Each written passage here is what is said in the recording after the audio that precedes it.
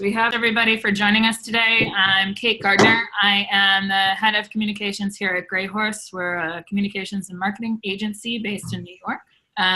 You're all here to celebrate and explore the launch of the International Swimming League, which is a new professional sports league that is generously funded by Konstantin Gregoryan, who is joining us today. And Konstantin is the head of the advisory board for the league. And first he's going to run through some prepared remarks, and then we'll introduce the rest of this cast of characters. So I'm sure some of you recognize some faces. So without further ado, Konstantin, it's your turn. Okay, thank you very much. Thank you. Hello, everybody. So I'm really grateful and a little bit shy that I present this swimming league for the greatest swimming nation in the world. So, and you have to understand, I never been professional athlete, never been professional swimmer. So I have but I'm really grateful that you trust me to start this presentation. And now it will be ridiculous if I will speak on professional swimming language, because I never been swimmer or swimming coach. So I will just give you my subjective vision, how this project should be, or how this project has been started. So, and after I will pass the word for the real professionals and real great athletes, former or current ones. So, like I mentioned, I've never been a professional athlete or professional swimmer. So my vision, but I strongly believe that sport, first of all, is a show for common people.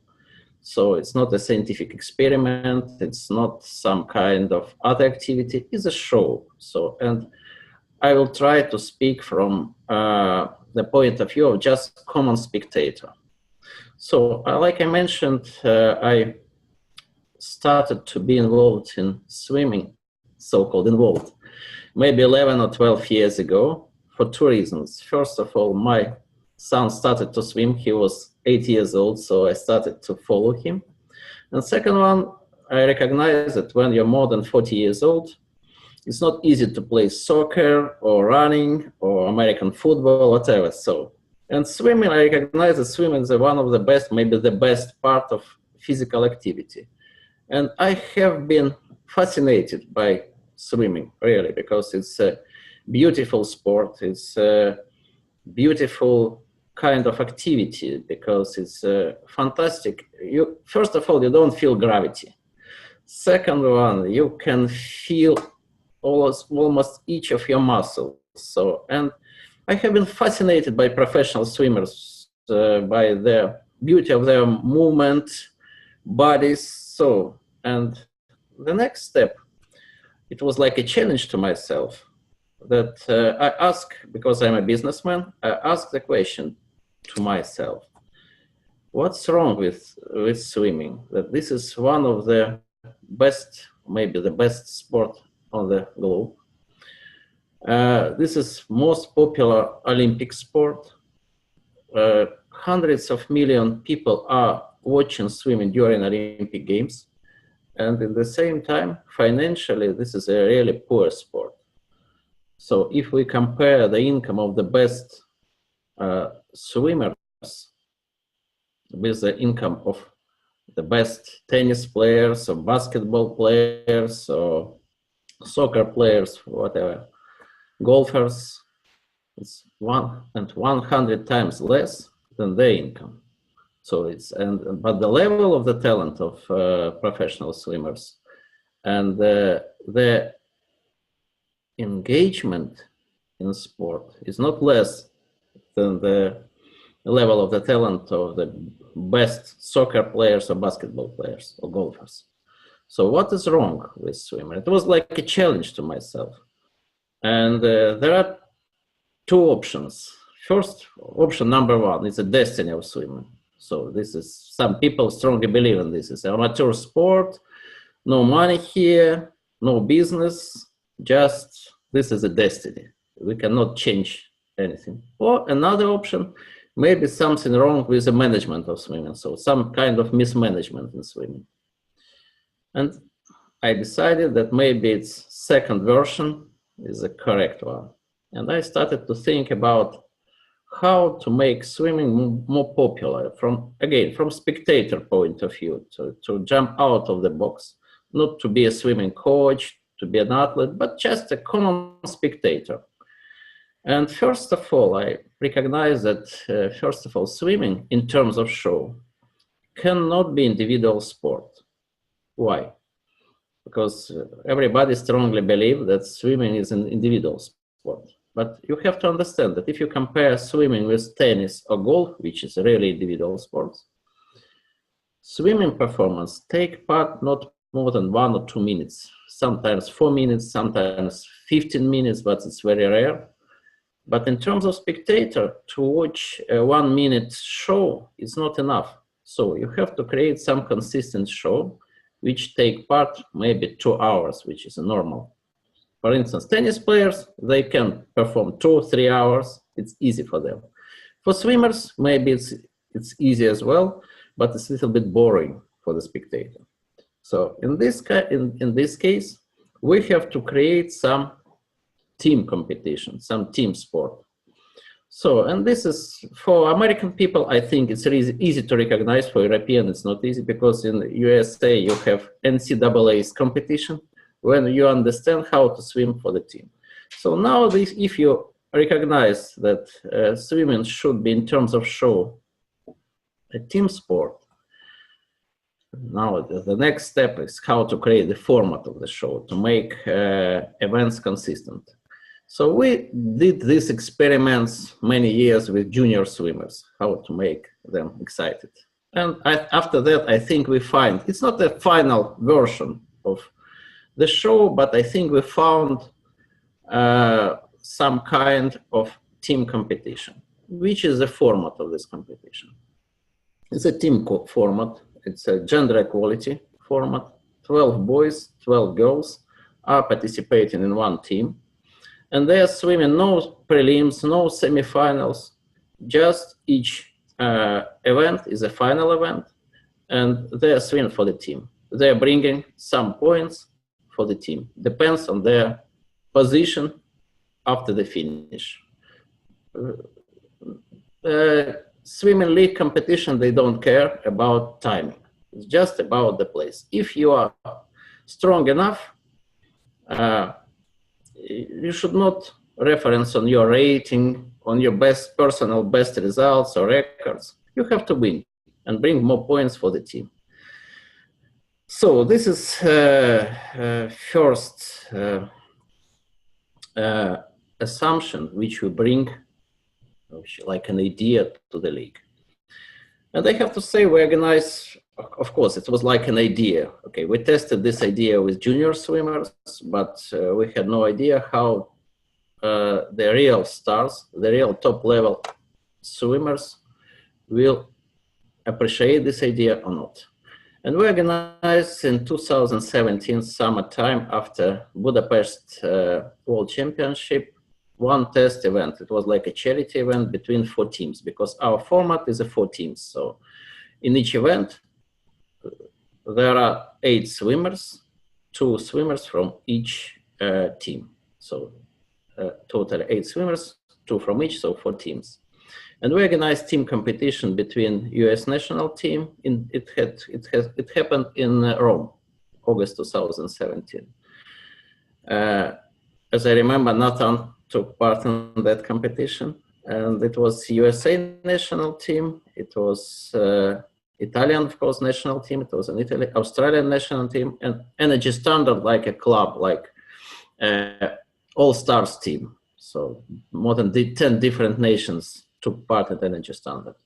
And for us, it was really interesting how spectators and swimmers will recognize this event. And even for me, it was a great surprise that more than 96% of participants, swimmers, we didn't pay money for that, it was charity event, asked us to organize one more competition. So it was not normal swimmers, it was around 100 swimmers and 24 Olympic champions. And when you receive so good feedback, 96% of loyalty, it means for us that we're on the right way.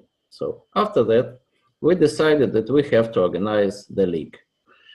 What does it mean, league? League is like normal league. It should be seasonal competition. It shouldn't, because to create permanent interest and to create permanent audience, you have to be on the screens regularly. Ideally, each weekend, people has to have opportunity to watch swimming. And these swimming events should be consistent with each other, not some random competition without any connection between them. So like a normal league. So our idea is to create professional teams which will compete with each other in the events, like matches.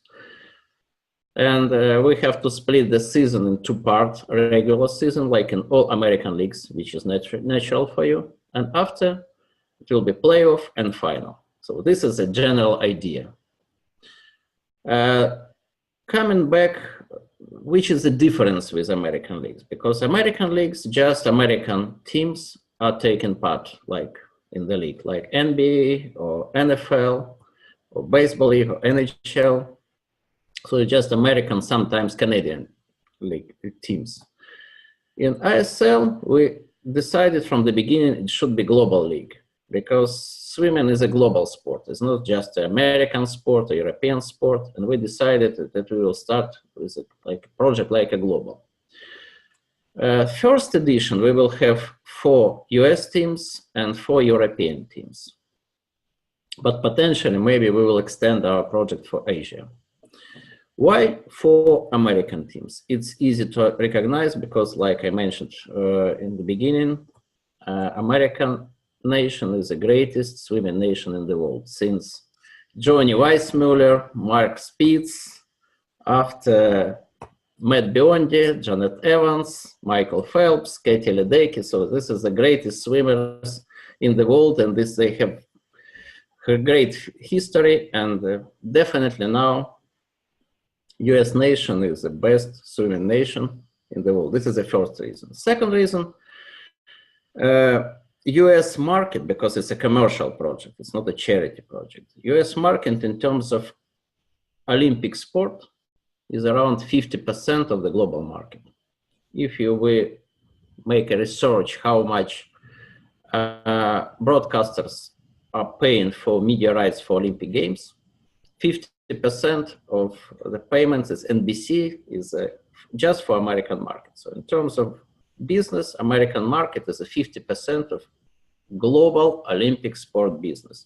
And swimming is but what does it mean, Olympic sport? Olympic sport mainly is 2 sports.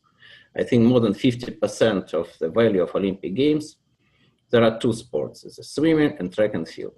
So in this case, American market is super important for the league. So we decided that in this edition, first edition, it should be at least 50% of American teams. And now we have 4 American teams. I think further or later, managers will present them. But this is the first edition. And it will be very short test event, just 7 matches in 2019. We will start in the beginning of October. After, it will be 2 groups. In each 2 European teams and 2 American teams.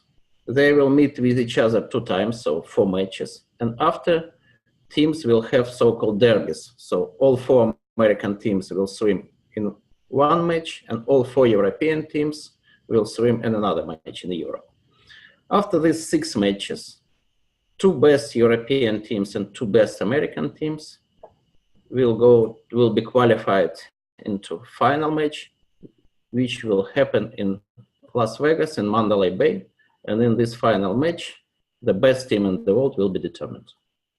This is the first test event, again, just 7 matches. First preliminary matches will take part in October, November. So 4 weekends of November, For USA market, it will be Monday and it will be Friday and Saturday. For European, we have to decide. It will be Friday and Saturday as well, or maybe Saturday and Sunday, depends. So 4 matches in a row each weekend in October, and derbies in the middle of November for American teams, and end of November for the European teams. And 21st of December, before Christmas, final match in Las Vegas and Mandalay Bay. This is the first edition. But of course, we want to extend it after Olympic Games, because before Olympic Games, no more competition, because Olympic Games is very important for the swimmers. We want to continue Olympic season with extended league with 12 teams, which will swim more times. So 12 teams will swim between each other, maybe 24, maybe more matches. Ideally, it will be like I told to you, it's like a whole season. And after 8 best teams, 4 Americans and 4 Europeans, or Asians, whatever, will be qualified to semifinal, 4 and 4. And after 4 best teams again will swim in the final and will determine the best team in the world. So this is a short, very short presentation. Sorry, maybe it was not so clear from the beginning, but we can ask some questions. And now I have to pass the word to the real professionals who understand swimming much better than me and sport. And I think maybe Lenny Kreisenborg, the great swimmer, great manager, and great professional, who will represent one of the American clubs, and ISL USA will continue the presentations. Thank you. Konstantin, thank you very much. I also want to extend thank you on behalf of the athletes, coaches, general managers for your vision, support, and commitment to changing the landscape of our sport. Obviously, this is an incredibly exciting time for the sport of swimming. I'm personally honored and humbled to be part of this, really this sport-changing project. You know, we have one of the hardest working athletes in the sport, in the global sports world, and they deserve more that we have gotten so far.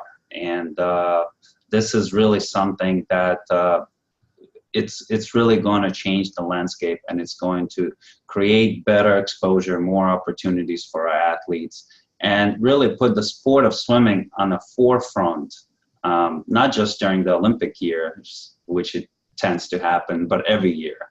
So I know that I speak on behalf of everyone that's involved globally in the sport, in our sport of swimming, that this is an incredible opportunity, and we're all thankful, and we're really excited to get going and get started with this.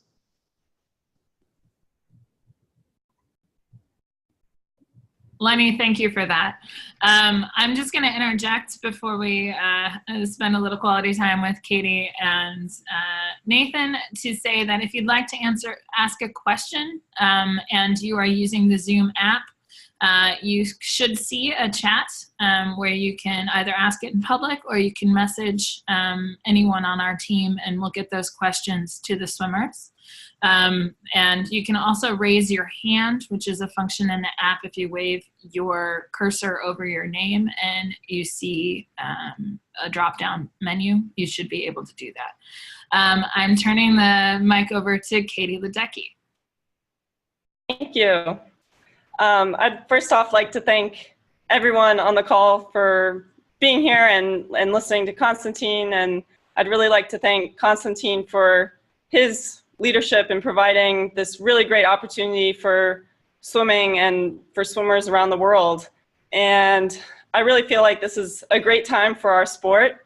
There's incredibly fast swimming all around the world. And for me, one of the best things about swimming is meeting people from around the world and forming this community. And now we're going to have this formalized league where we can compete in and meet other people and be on teams with people from around the world. And I think that's going to be really special, really fun, and a really unique thing. So I'm really excited to be an ambassador for the International Swimming League, which represents a new era for professional swimming. especially for competitive women like me. And jumping into the pool with the ISL really means a new era for women, since it's one of the first leagues to emphasize gender equality as one of its values. And that's why I'm so thrilled to see Tina Andrew and Caitlin Sandino as general managers for two of the East Coast teams that are really going to build swimming on the East Coast. So I'm really excited to see what they're going to do and what the women competing in the ISL are going to do, and all of the athletes. And I'm really looking forward to seeing what this new league, what this new series of racing is going to do for our sport, especially in the lead up and follow up for 2020 in Tokyo. Thank you.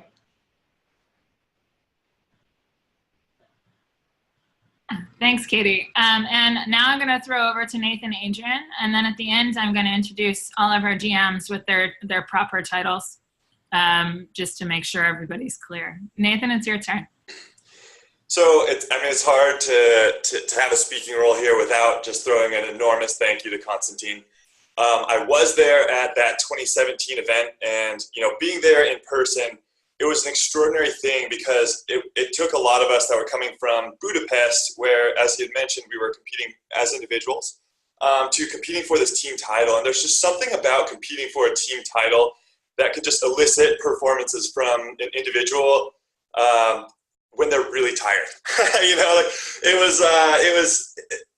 Even the skins race, I don't think my entire body has ever cramped up that hard in my life, but I needed to do it because Team USA needed some more points.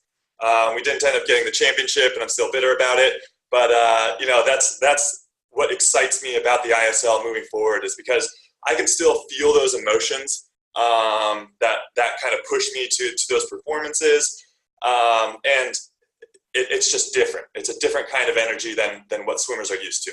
And when I started making the national team, 10 years ago, I got to experience this amazing growth in the sport of swimming.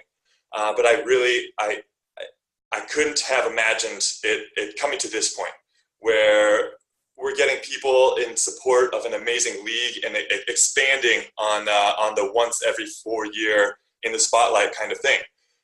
Because as we all know here, there is something special about swimming, as Lenny had mentioned too. It's so much hard work, and there's so many amazing personalities and a lot of stuff going on in the individuals' lives that just need to be out there, and that are extraordinary about the athletes. And I think this summer we're going to learn about a ton of different athletes that support this vision of the ISL, and the fact that it's going to give swimmers, in a future that includes not only the opportunity to win more international titles in the form of team championships, or whether it be an individual championship at the Mandalay Bay event, but they're going to be able to make a sustainable living through revenue sharing and create this positive relationship with the public and the brand sponsors.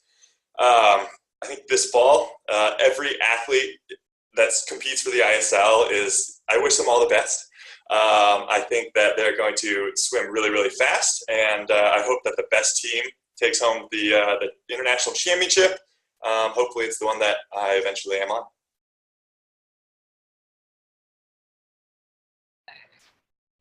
Great, thank you, Nathan, for that. And I'm really excited to see everybody in the pool this summer and this fall as well.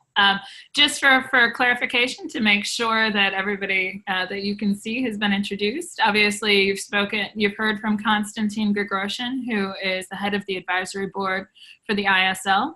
You've heard from Katie Ledecky, and I'm pointing because in mine, this is what it looks like.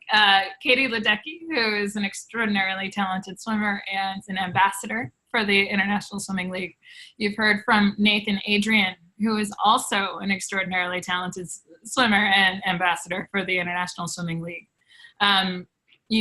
Below my face in my chat, I can see Jason Lezak, who is going to be the general manager for the California Condors, Cali Condors, which is a team based out of San Francisco, the Bay Area. We can see Tina Andrew,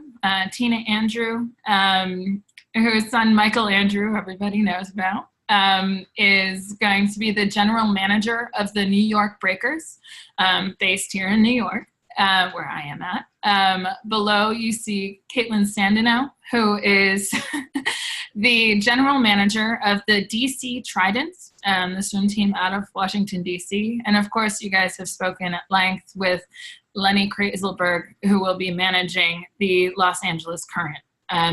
Questions for any of those folks are welcome to come through. I know we have a few coming to me right now about the business model. So I'd love to throw that question back to Dimitri. Are you on and able to answer? Hang on one second and let us unmute you. All right, we're going to ask Konstantin to answer that question since he and Dimitri are in the same place. Konstantin, go right ahead. Okay. And, could you repeat the question, please? Of course. Yes. The question is, can you tell us a little bit more about the new business model for the International Swimming League and how you're going to do revenue sharing with the athletes? It's not a new model. It's a normal model, and for the all American leagues. So we have to be transparent, and we have to share approximately 50% of the revenue of the league with the athletes through direct payment to them, like appearance money or bonus money or prize money, depends on their result, plus payment through the clubs. So this is a model where we have to share 50-50 approximately, plus minus, depends. But now in our mind, we have to share 50% of the revenue of the league with the athletes, directly or indirectly through the clubs. And on a related question, Konstantin, is there a salary cap? Again, this is not something new. So because, you know, me personally, I don't like soccer model where people don't have salary cap, and finally clubs, it's they have no real profit because it's a competition of owners' ego.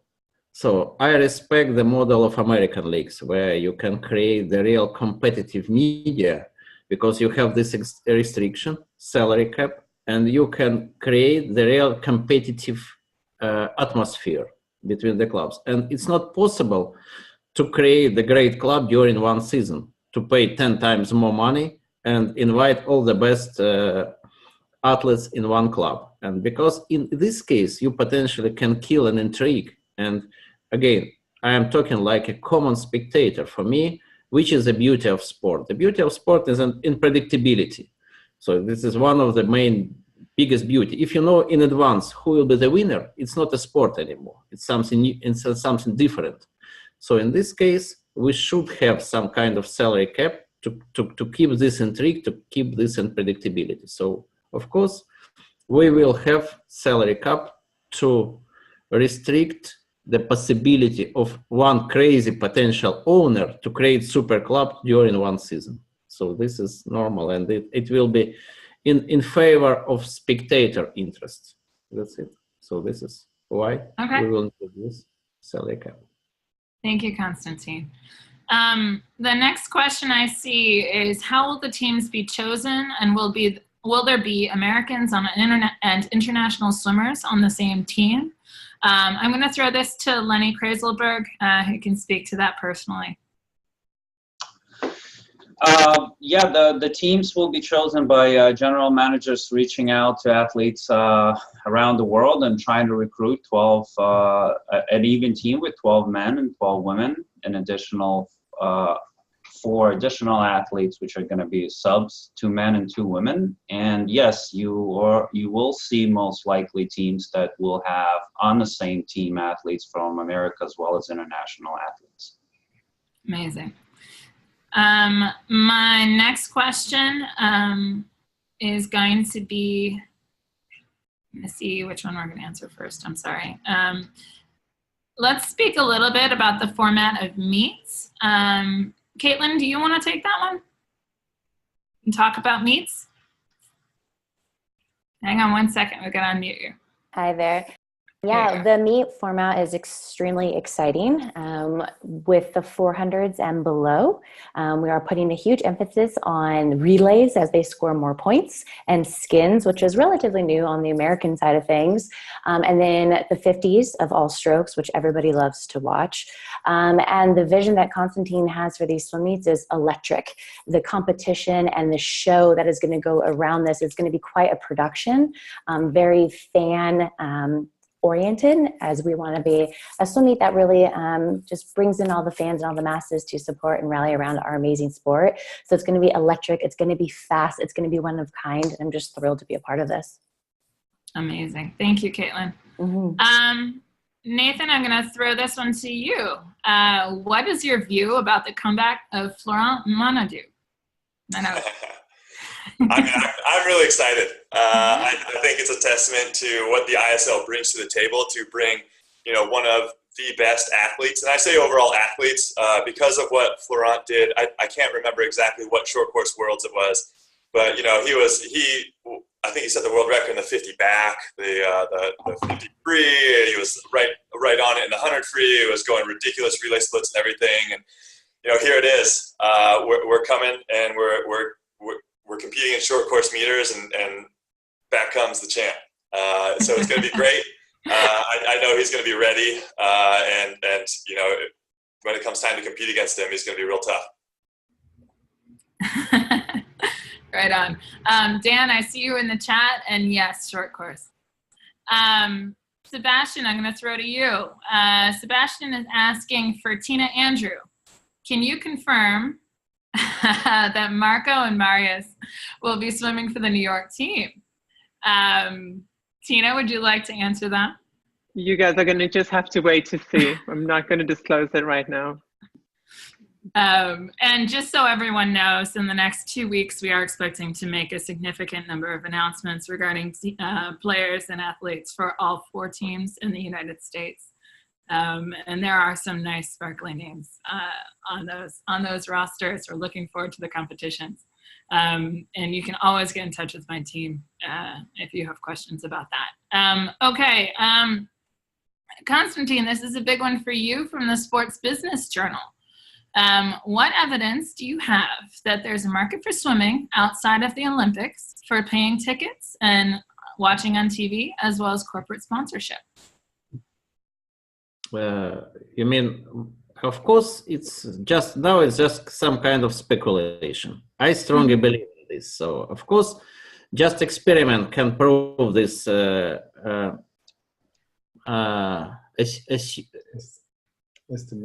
estimation or speculation. But why I strongly believe in the commercial perspective of this model? Because, swimming is the most popular sport during the Olympic Games. We know that, for instance, for American market, more than 30 million spectators are watching swimming program.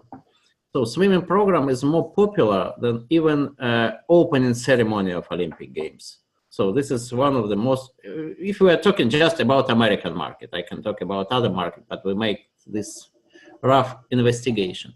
What does it mean? Of course, Olympic Games is a very special event.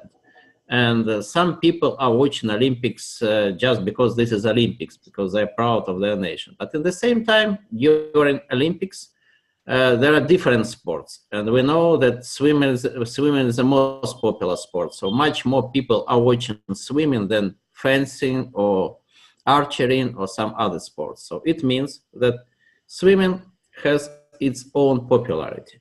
Of course, again, I mentioned about that. It's not easy to create permanent, it's not possible to create permanent audience for swimming if you have just one great event once in 4 years.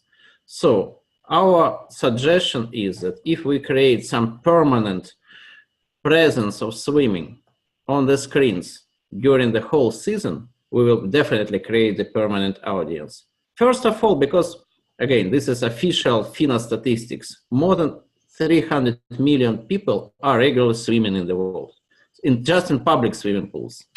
So it means that this is your potential audience, because swimming is a really social sport. Second one, if you create some good format, I think sport lovers will come, like it happened with myself personally, and they will watch and follow swimming. So this is, I'm strongly believe in this model. But of course, it's a question of belief. So we will see, just experiment can confirm or destroy this model. So we will see. So, and now we're investing money in this project. And again, I'm strongly believe in the commercial perspective of that. Amazing. Thank you, Konstantin. Konstantin, we have one more question for you, which is a status check on FINA. Someone had just asked where we're standing in the interaction between ISL and FINA. Could you speak to that a little bit? Yes, I can. So first of all, from my point of view, we have no conflict of interest with FINA. So maybe for FINA is not sometimes, not for FINA, because FINA is some kind of organization. I have to say maybe for some bureaucrats from FINA, it's not easy to recognize that the world is changing. And now the sport world is not the same like 100 years ago. So something changed. Now we have a lot of different pipelines, how to get spectators, how to get money, and sport is changing. And if you compare, for instance, even most successful commercial sport in the world, like soccer or golf or tennis, 30 or 40 years ago, it was completely different sport and different commercial approach. So some kind of revolution happened, painful or not painful, in all of these sports. And now they found some cooperation and coexistence with international governing bodies. I think the same will happen with swimming. So again, I think we have no principal conflict with FINA, because FINA is should be responsible for the whole swimming world, like amateur swimming, swimmers, junior swimmers, kids swimmers, master swimmers, a lot of it. The league is just for the elite swimmers, very thin layer of swimmers, maybe 300 people, maybe even less. So, and in this case, we can find a lot of, and now again, in swimming world, we have a lack of competition. I mentioned about that. So we're ready to respect FINA calendar in terms of tier 1 competition, like Olympic Games, definitely, like World Championship. We can arrange this. So I think finally we will find some solution with FINA. We're open for that. And I think it will happen this season, because again, it's no ground for the conflict. More than that, somebody has to regulate, somebody has to set up the rules in swimming, because it should be some rules. But again, this is a very sensitive question, because if we are talking FINA, if you are a regulator, you should not be a beneficiary of that. So if you are regulating of something, you should not be an organizer of competition. So in the future, FINA has to make this choice. But again, I think it's a long discussion, but my personal opinion, in principle, we have no conflict with FINA. We'll find some solution. We're ready for that. Right. And if you guys need any more clarification on the FINA situation, we're happy to send you our prepared statement on that, or feel free to send a message via whatever means, and we'll follow up with you. I'm actually going to jump to a really easy and light question, and I'm going to throw it to Katie Ledecky. What does it mean to be an ISL ambassador? Yeah, well, I am honored to be an ISL ambassador. For me, I have learned so much about the league and Konstantin's vision over the last couple months, and really feel strongly about the potential impact that the ISL is going to have on our sport. And so, of course, it's something that I want to participate in and be vocal about and spread the excitement. I think something that's really special about the ISL is the impact that it can have on local swim communities, and how it can impact young kids and their interest in the sport and their excitement around the sport when they see that professional swimmers have these opportunities. Growing up, I loved going to swim meets and watching Olympians and all of these people that I looked up to as a young swimmer. And I think for young swimmers to see us competing in this kind of league and have the opportunities that we have, hopefully more and more of those young kids will continue to swim just like young soccer players have the vision to be a professional soccer player and have those opportunities, or football or tennis or golf, as Constantine mentioned. And so I'm really excited to be an ambassador. I'm excited to participate in the league, and I'm excited to see the world really embrace it and see where it goes from here. Amazing. Thank you, Katie. The next question I'm going to throw to Jason Lezak. Jason, with European teams already announcing their full rosters, is there any concern that the later announcement of the American teams will put them at a disadvantage in recruiting athletes, and particularly international athletes? Yeah, well, I don't really see that. We kind of started this thing all in a fair playing field where we started recruiting athletes at the same time. And we also have a territorial 2-month period where the U.S. has the rights to swimmers from the United States for 2 months, and certain countries like the Italians and London team and all the other ones have the rights to their athletes in their countries. So those athletes are already off limits for 2 months, and the other ones we're all able to go out and talk to, which I've been doing, and I know the other managers have been as well. So just because they've announced those teams does not mean that we haven't been talking to some of these people. And I could tell you, I've talked to a lot of international athletes, and my team is not going to be full an American squad. It's going to be a lot of great Americans and a lot of great internationals. So I think we're all level on the same playing field, and it's going to be a really good competition. Right on. Thank you, Jason. Next, I'm going to throw an easy one to Constantine. Constantine, they want to know where the 4 European teams are going to be based. What can we answer? Yes, I can. So we have, like Jason already mentioned, one London team. So it's the name is London Roar, so it will be based in London. The second one is Italian team. Fairly speaking, I don't know in which city they will be based. I think in Rome. So the name of that team is Aqua Centurions. The third one is Iron team. It's based in Budapest. It's Hungarian. It's Hatinka Hosszú team.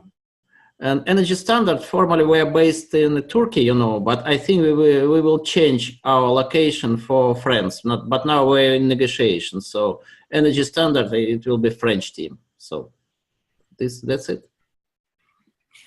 Thank you, Constantine. And one last question that I see in the chat at the moment. If anybody else has any more, please throw them in there. Is there a broadcast deal in the works? Constantine, can you speak a little bit about the broadcast and media rights here? You see, we just started this negotiation with broadcasters, and I think it's we have to keep some confidentiality because we just started this negotiation since the middle of March. But I have to say, we have, even for us, an unexpectable interest from many broadcasters, global big broadcasters. So I think next couple of months we will have good first deals with broadcasters. So what I can say now that we have a big interest from broadcaster side. So that's it, if it's enough. And the next question is a question from the group to see what team that Katie Ledecky is going to be signing on with. And we're not going to speak to that just yet. That's an announcement we're going to make in about 2 weeks. But we're really excited to have Katie as an ambassador. It's really, really fun to be able to work at such a high level with so many very competitive athletes. I don't see any more questions. Does anyone else in the attendee pool have questions? If you couldn't participate because you were on the call, you can always email us and we'll follow up. If you have questions about specific folks or you'd like to get, excuse me, we have a couple more. If you'd like to get more information from us, you can email Kate@greyhorse, GREYHORSE.cc, or Simon, SIMON, @greyhorse, GREYHORSE.cc, and we will answer your questions as quickly as we are able. I'm going to jump back into the questions. Constantine, are you willing to answer any questions about the salary cap This season we don't have salary cap, we have appearance money. So, and each team has the same amount of appearance money to share with swimmers. So Okay. this next season we have to make the decision all together. All managers of the team has to accept the level of salary cap. In the future, the level of salary cap will be some percentage of the league revenue. I think this is the most natural limitation. But now it should be some figures. For instance, this season is 150,000 US dollars per each team. Appearance money.